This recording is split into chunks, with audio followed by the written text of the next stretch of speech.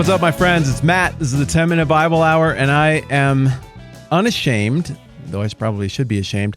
I'm unashamed to admit that I really like the Denver Broncos. They're a football team here in the United States of America that used to be good at football, and it was really fun when they were good at football, but now they're terrible at football. But when they were good, at times, I get to a place where I really needed other teams to lose in order for the Broncos to make the playoffs or get the position in the playoffs you want them to get. And that's fine. It's really easy to root against other football teams, no problem. But where it gets weird is when the team that needed to beat the team that I needed to lose was one of the teams that I'm supposed to hate as a Broncos fan. I'm really not supposed to like the New England Patriots or the Kansas City Chiefs or the whatever city they play in this month, Raiders.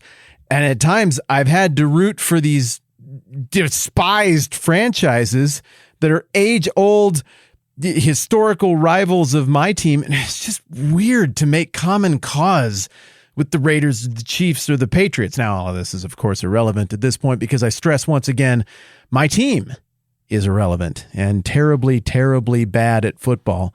But hey, the heart loves what the heart loves. What can you do? Likewise, in Matthew chapter 22, we run into one of these situations where two very rival teams find themselves in a situation where they're rooting for each other when under any other circumstance they would never be rooting for each other. And these two rival teams are the Pharisees, who we've talked about a ton over the course of our conversation, working our way through the book of Matthew, and the Herodians, who haven't really come up. But if you're paying attention, I mean, Herodians, it has Herod right there in the name, so you can kind of figure out who these people are or where they might fit. Well, I want to unpack this a little bit because this is one of those moments where we go through the text and we're like, oh, okay, yeah, Matthew 22:15. What was it saying? Then the Pharisees went out and laid plans to trap him in his words. Him is Jesus there. They sent their disciples to him along with the Herodians, and they asked their question, which we talked about yesterday and which we're going to get into more next time around. It'd be easy to just look at that and be like, okay, some people we don't know or care about anymore got together with some other people we don't know or care about anymore, and they're both going to go after Jesus. And just to assume that these are probably like the same kind of people. But they're not the same kind of people. And the fact that they are so different and working together really says something about the situation.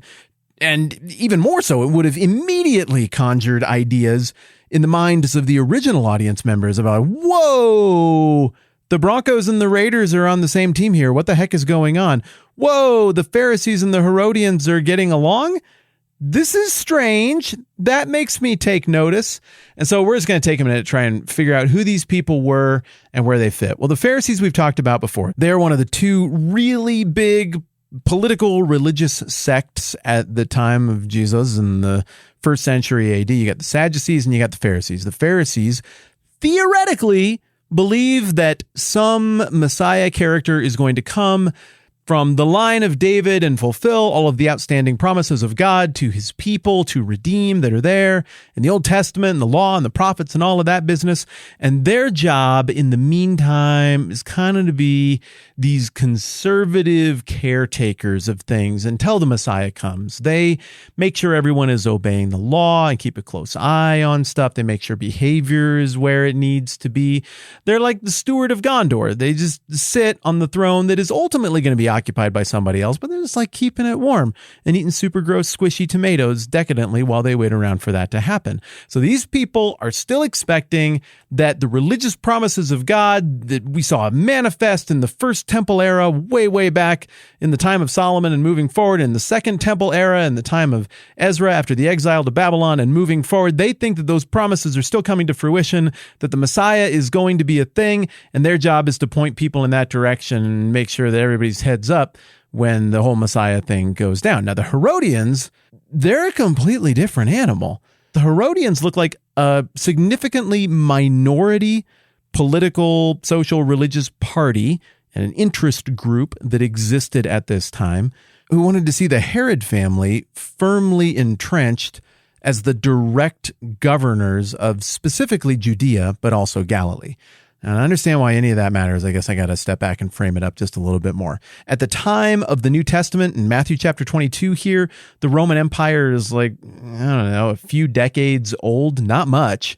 It's still a pretty fresh thing. There's only been one really big, great, grand, super swell emperor, and that was Caesar Augustus, who gets referenced quickly in the Bible in the beginning of Luke. And it's about to get a lot weirder in terms of what the role of emperor looks like. But the emperors can't be everywhere at once. The Senate is a puppet organization at this point. And so the Roman model of governance over this Mediterranean world is based on this client-king relationship. And what the Romans would do is they would go and they would find some sort of ethnic ruler or local ruler who wouldn't be so loyal to the ethnic or political or cultural history of the people they're from that they would side with those people, but they'd be familiar enough with it, and that client king would be a pacifier for the people. And they would have a duty and a relationship with the throne, with the emperor. And the deal there was the client king would provide taxes and order, and Rome would provide security and would prop up the authority of this client king and whatever dynasty would flow out of this client king. Now, originally, the deal that was struck was between Herod the Great and Caesar Augustus, very early in the days of the Roman Empire. Remember, you had a Roman Republic for hundreds of years before this. Julius Caesar is one of the last big famous figures in this. He gets assassinated. Everything spirals. There's a big civil war. Antony and Cleopatra, suicide in there somewhere. The Senate loses out, and Octavian, or as he would be known later, Caesar Augustus, wins out. And at this point, it's like, why are we even keeping up the facade of a republic? We don't really do a republic anymore. This is an empire. And so the rules are different.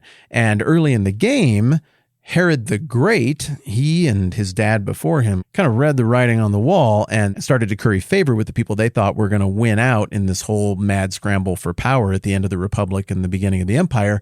And what do you know? The Herod family guessed right. They curried favor with Octavian, Caesar Augustus, and Caesar Augustus rewarded them by making them the ethnic client king over Judea and effectively Galilee as well. Well, Herod the Great was a pretty reliable agent for the Romans, but he got super weird in his old age and was always stabbing members of his family and other kooky stuff like that. And in the end, the transfer of power from Herod to his absolutely broken children who came after him went really badly.